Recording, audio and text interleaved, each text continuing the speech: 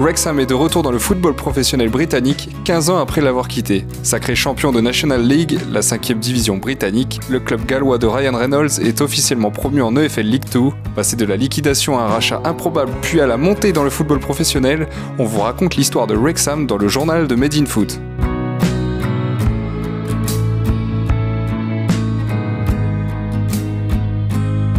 Le club de Wrexham est assuré de finir champion de 5e division grâce à sa victoire samedi face à Boreham 3-1 lors de la 45e et avant-dernière journée du championnat. Avec 110 points, il ne peut plus être rattrapé par son premier poursuivant, Notts County, qui en a 106. C'est un véritable exploit que viennent de réaliser les Red Dragons, puisqu'ils vont retrouver le monde du football professionnel la saison prochaine. Ils n'ont plus remis les pieds en Ligue 2 depuis 2008, date de la dernière relégation du club. Après avoir échoué de peu à la montée l'an passé, les hommes de Phil Parkinson ont dominé leur championnat au point de battre le record de points et de victoires en une saison de National League.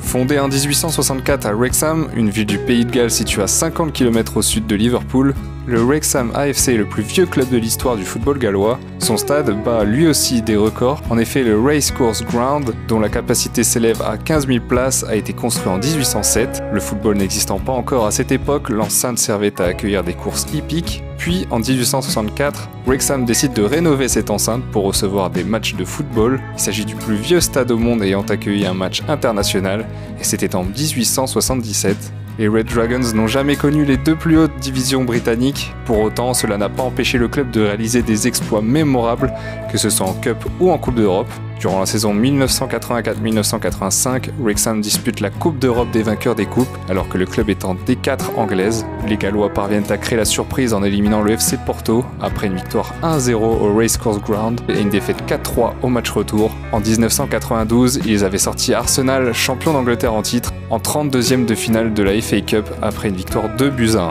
En 2008, le club perd son statut professionnel, un coup dur pour les supporters qui vont ensuite connaître des années très compliquées. En avril 2011, le club est placé en redressement judiciaire avec une facture fiscale impayée d'un peu moins de 200 000 livres. Il fait alors objet de deux offres de rachat, l'une du groupe des Wrexham Supporters Trust et l'autre d'une femme d'affaires locale, mais c'est le groupe de supporters qui obtient le rachat du club.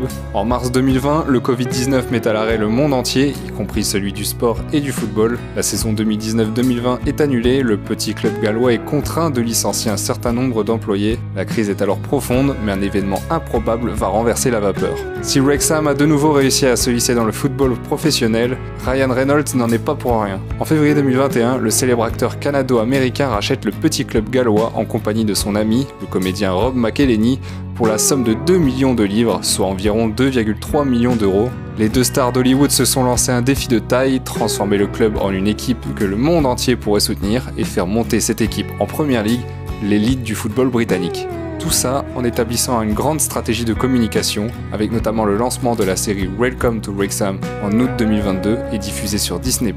Celle-ci s'inspire de la célèbre série Sunderland envers et contre tous et retrace les coulisses de l'arrivée des deux acteurs à la tête du club, une série qui a rapporté pas moins de 3,2 millions de dollars de recettes et qui a cartonné à tel point qu'une deuxième saison sortira cet été. Sur les réseaux sociaux, les Red Dragons sont suivis par des centaines de milliers de personnes et commencent à être reconnus dans le monde. Wrexham a aussi signé des gros contrats de sponsoring avec TikTok, Expedia ou encore Vistaprint. Cette stratégie de communication va encore plus loin puisqu'un partenariat avec la chaîne américaine ESPN avait été signé pour permettre la diffusion du 4e tour de la FA Cup entre Wrexham et les Bliss Spartans. Près de 100 millions de foyers y avaient accès. Avec les bénéfices récoltés, les deux acteurs vont pouvoir attirer d'anciens vétérans de Premier League. Cela a déjà commencé avec l'arrivée de Ben Foster, ancien gardien de Manchester United. Le club est en train de renaître de ses cendres et les fans reviennent en masse puisque le nombre d'abonnements a triplé en 2 ans. Ce serait pas surprenant de les voir évoluer dans des divisions supérieures, bien que pour le moment, la Premier League semble être encore assez loin. Et toi, penses-tu que Wrexham va atteindre la Premier League d'ici quelques années? Dis-le nous en commentaire.